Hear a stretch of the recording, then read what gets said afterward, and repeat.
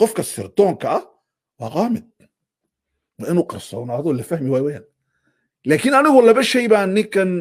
saddex shay baan Fahad Yaasiin ma aqaano laakiin laba goor ma nolosheeda saranay labada goorna xashkan ku oranay xashkan markaa isagoo dariiq socon ku oranay wuu salaamay wuxuu yiri aan ku wareystaan doonaya jaziira waan ku arkay mar labaad saama ku oranay saan biigir bas waas dhaafnay dib dambe meel aan ku arkay labada goorna waxay ahayd Sacuudiga xashka wali waa maamino oo dadka ay jecel isagoo dhagax soo tuuraya annaan dhagax ka soo noqday ma ku labada garba mar kale nolosheedu ay kulantay ma jirto laakiin aan buuxdin marka aan ka eego aan kasab waxa laga qoray aan eego saddex shay bay ka soo baxday horta waa daki waa nin aqli badan weeyaan intelligent weeyaan waa nin maankiisu dadka kale uu wax ka dheeriyay dadku hadday maaragtay shan dareen leeyihiin dareenka lixaad iyo ka toddobaad ma u qabaa marka arrintaasi waa muhiim meeshaas siduu u gaaray way ku tusaysaa labo sida uu qofku iibinayo u iibin yaqaano way ku tusaysaa saddex sida uu cadowgiisa uga adkaan karana way ku tusaysaa saddexdaasiba inuu yahay qof daki jiddan ah waa saddex waa daki arrinta labaadi waxa weeye waa sameeye sida uu yidhi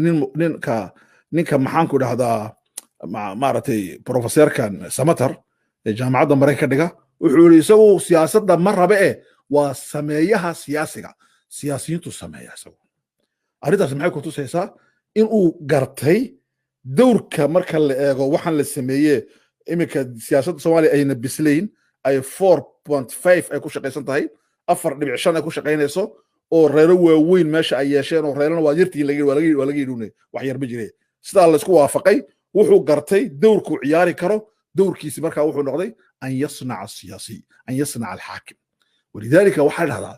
dadii waxay yaqaanaan sida madaxda loo sameeyo dadina waxay yaqaanaan sida madax loo noqdo dadina waxay yaqaanaan sida madaxda loo dumiyo dadina waxay yaqaanaan sida madaxda loo fashiliyo waxaasi wax la qoraya waxaa ka mid ah ninka la oran jiray Abu Muslim al-Kharasaani wuxuu sameeyey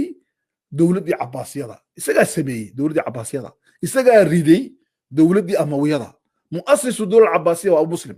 laakiin dowladdii baa dishay dowladdii uu sameeyey uu u dagaalamay uu Kharaasaan u tagay uu meelaha ka soo ururiyay dad oo uu dowladdii Amawiyada ee xoogga badnayd uu dumiyey uu dowladda dhisay islaamkii xoogga badnayd dowladdii baa dishay marka halkaa waxaa kuugu jira akhi fil islaam inaad